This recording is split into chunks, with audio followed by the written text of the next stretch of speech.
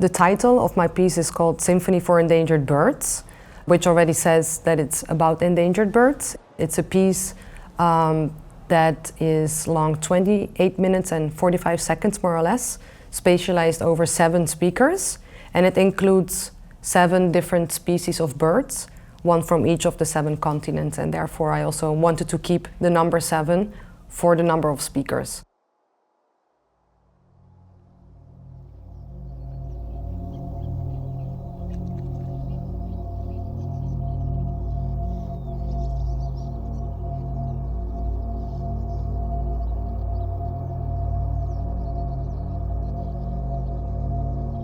I was always very interested in birdsong because it's firstly beautiful. They are so diverse, there are so many different kinds of timbres, of rhythms, and they are so unpredictable.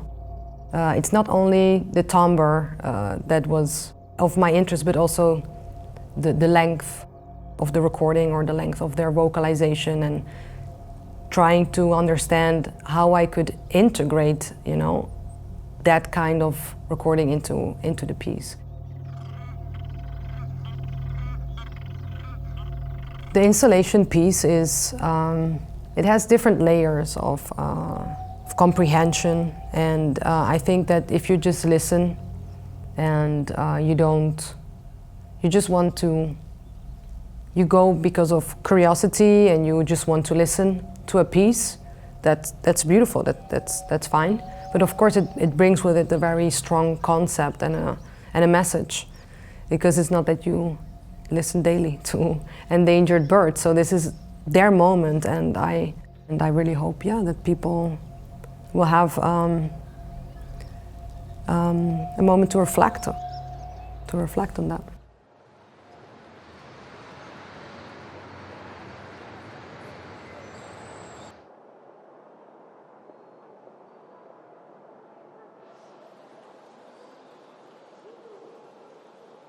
I think that hearing their singing and these recordings in a museum gives them another meaning.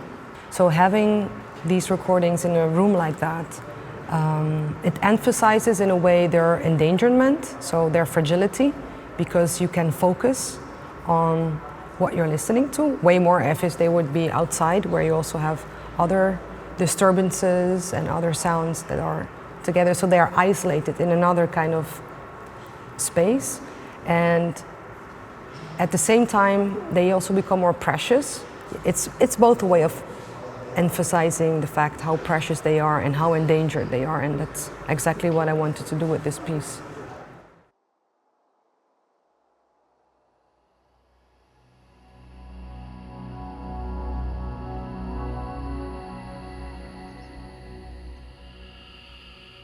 I used Ableton to compose this piece and also to spatialize it. I mean, I use Ableton for many different purposes, whether it's sound design or composing, of course, and also playing live. So I felt comfortable to continue using the same DAW.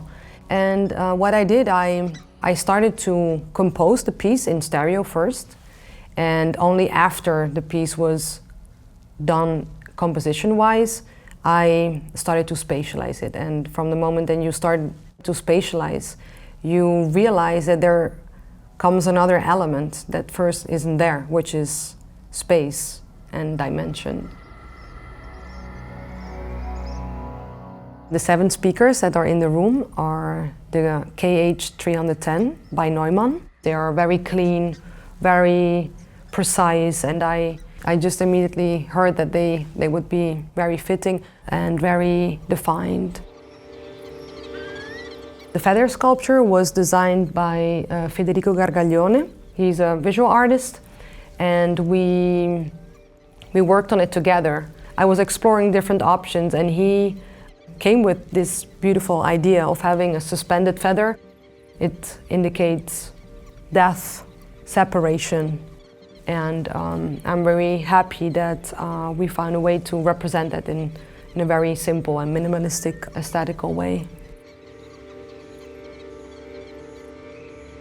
By darkening out all the rest and just highlighting the speakers and the feather, they play another role, and that's how it came together. I hope it's a moment of reflection for the people, that when they're here they say, wow, this bird sings so beautifully, or what bird is that? And this is also why in the booklet that we made, you can see the drawings of the birds made by Brendan Locker, and he made these beautiful drawings with a dotted technique. So if you are more interested and you want to go more in depth, you have the possibility of learning facts about the birds, because in the booklet you can read about that. Yeah, so it's also a moment of learning, I would say, a moment of awareness. Working on this piece was very important also for me to get closer to them and to learn about them.